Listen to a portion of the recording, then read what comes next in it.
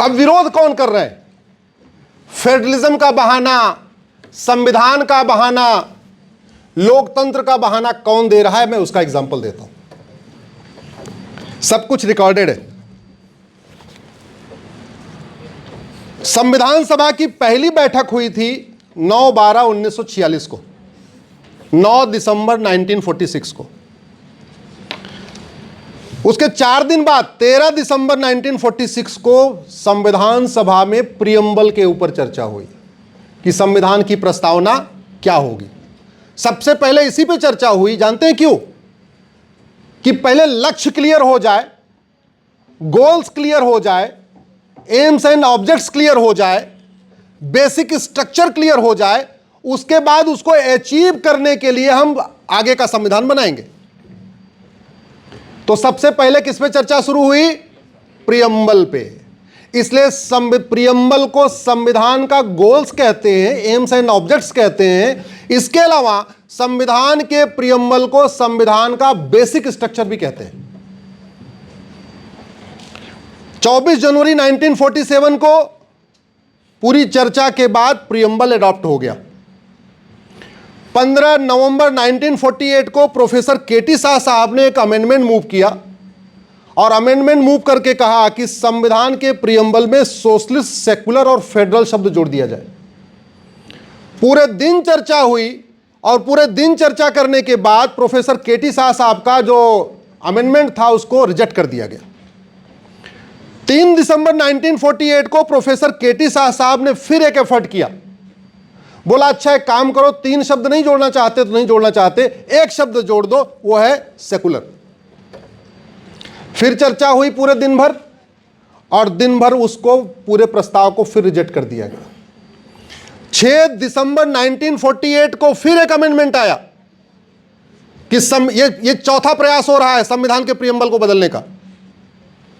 6 दिसंबर 1948 को फिर एक एफर्ट हुआ कि नहीं, संविधान में सोशलिस्ट, सेकुलर जोड़ दिया जाए। फिर पूरे दिन भर बहस हुई। पंडित लोकनाथ मिश्रा और महाराष्ट्र के एचवी कामत साहब ने इसका जोरदार विरोध किया और फिर वो प्रस्ताव गिर गया। अंत में 17 अक्टूबर 1948 को फिर एक फाइनल डिस्कशन हुआ। दिन भर बहस हुई और उस दिन बहस करके संविधान को, प्रियम्बल को अडॉप्ट कर लिया गया।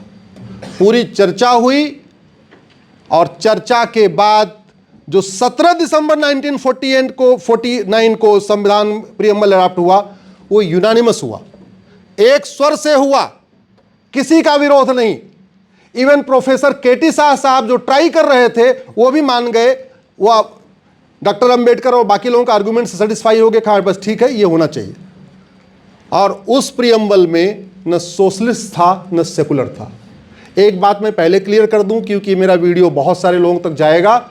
मैं सोशलिस्ट और सेकुलर शब्द के खिलाफ नहीं हूं, लेकिन मैं सोशलिस्ट और सेकुलर शब्द के प्रियम्बल में जोड़ने के खिलाफ हूं। हमारा संविधान इनहेरेंट सेकुलर है और हमारा संविधान इनहेरेंट सोशलिस्ट भी है। अगर आप डायरेक्टिव प्रिंसिपल उठा के देखिए, वो अपने आप में इनहेरेंट इंप्लाइड सोशलिज्म है, और अगर आप फंडामेंटल राइट को उठा के देखिए तो वो इनहेरेंट और इंप्लाइड सेकुलरिज्म है। जरूरत ही नहीं इसकी।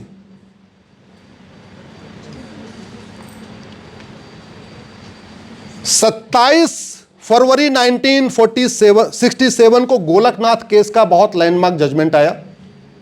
आपको लोगों ने गोलकनाथ केस पढ़ा भी होगा। ये आया था 27 फरवरी 1967 को। 18 मार्च 1971 को इंदिरा गांधी जी प्रधानमंत्री बनी और 5 नवंबर 71 को संविधान का 24वां संशोधन आया और गोलकनाथ केस को ओवरटर्न कर दिया। गोलकनाथ केस में क्या कहा था कि जो प्रियम्बल है ये बेसिक स्ट्रक्चर है, बेसिक स्ट्रक्चर को कोई सरकार छेड़छाड़ नहीं कर सकती। सरकार को और सारी अधिकार है, लेकिन जो बेसिक स्ट्रक्चर डॉक्ट्रिन है वो सरकार बदल नहीं पाएगी। ये गोलकनाथ केस का रेशियो है, मतलब शॉर्ट में बहुत बड़ा जजमेंट है वो तो। लेकिन उसको उन्होंने 5 नवंबर 1971 को इंदिरा गांधी जी ने 24वां संविधान संशोधन लाके रिजेक्ट कर दिया। बोले सुप्रीम कोर्ट की 5 जजों की बेंच गलत है, हमें अधिकार है, हम जिसको मन चाहे उसको बदल दें। उसके बाद 24 जनवरी 1973 को केशवानंद भारती केस का जजमेंट आया, फुल कोर्ट जजमेंट, 13 के 13 जज बैठे हुए थे।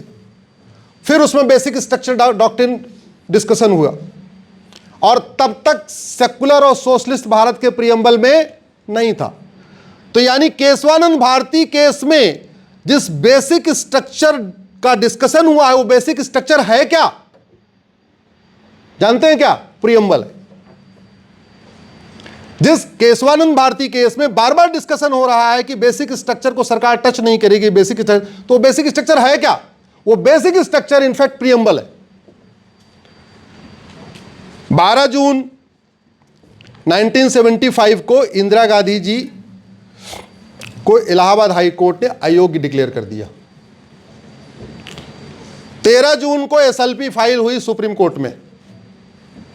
24 जून 1975 को सुप्रीम कोर्ट ने कहा कि आप प्रधानमंत्री तो रहो, चूंकि हाई कोर्ट कह चुका था कुर्सी छोड़ दो। सुप्रीम कोर्ट ने कहा ठीक है कुर्सी बनी रहो, लेकिन एक काम करो, ऑफिस में मत जाना, कोई काम मत करना, इस्तीफा देने की जरूरत नहीं है, लेकिन प्रधानमंत्री पद का कोई काम नहीं करना, कोई प्रधानमंत्री पद का वेतन नहीं लेना, कोई महत्वपूर्ण काम नहीं करना, अगले चुनाव तक आप सांसद बनी रहो, प्रधानमंत्री बनी रहो, लेकिन कोई महत्वपूर्ण काम नहीं करना। यह कब का मैटर है? 24 जून 1975। और अगले ही दिन 24 जून को फैसला आ रहा, और 25 जून को क्या हो गया देश में? अब ये बताओ, आपातकाल लगाना महत्वपूर्ण काम है कि छोटा मोटा काम है?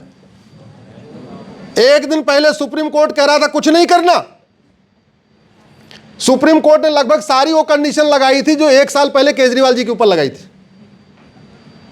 आपने पिछले साल केजरीवाल जी को जमानत देते समय का जजमेंट पढ़ना उठा के सुप्रीम कोर्ट का, तो जमानत देते समय केजरीवाल जी को क्या बोला था? हम आपको जमानत दे रहे हैं, लेकिन मुख्यमंत्री कार्यालय में मत जाना, मुख्यमंत्री की कुर्सी पर मत बैठना, कोई मुख्यमंत्री की फाइल मत साइन करना, कुछ नहीं कर सकते। फिर बेचारे शर्म के मारे वो इस्तीफा देके आतिशी जी को उन्होंने मुख्यमंत्री बना दिया।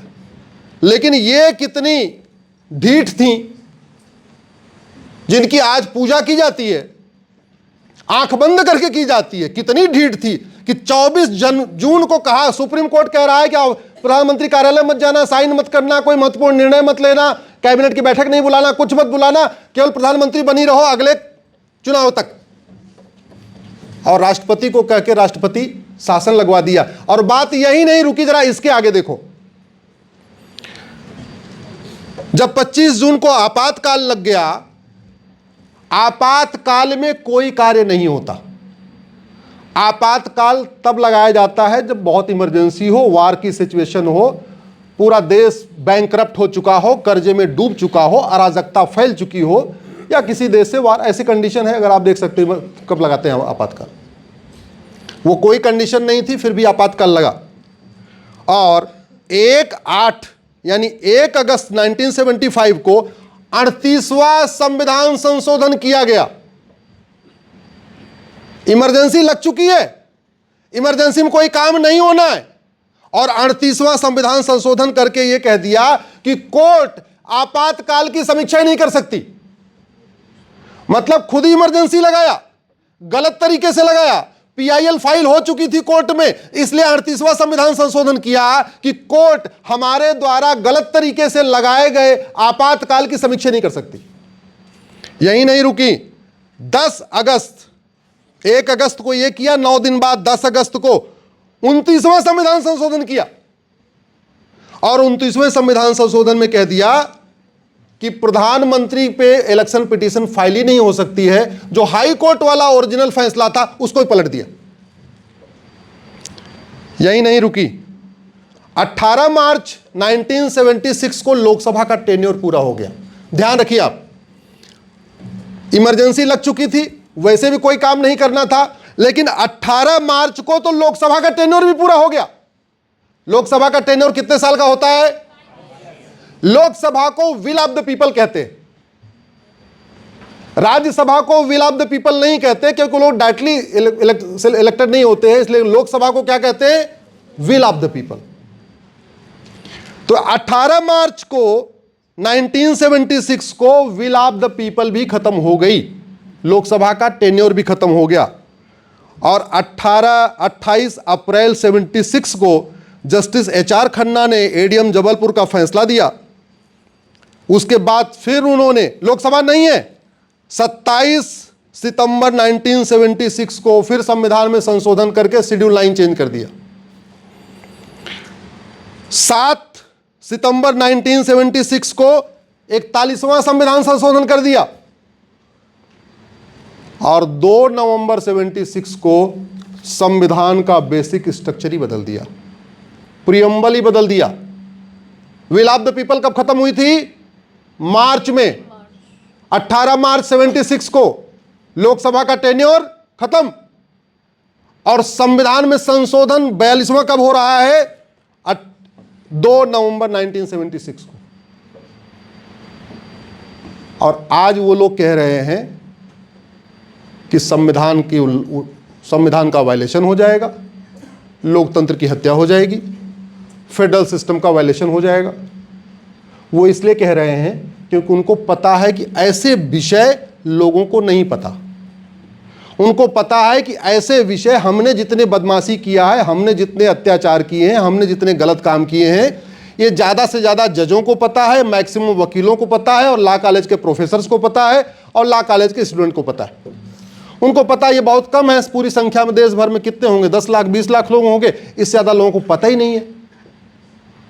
ऐसे जो भारत के साथ गलत काम हुए हैं, ये पूरे देश में सबको पता होना चाहिए कि नहीं? जरा जोर से बोलो भाई।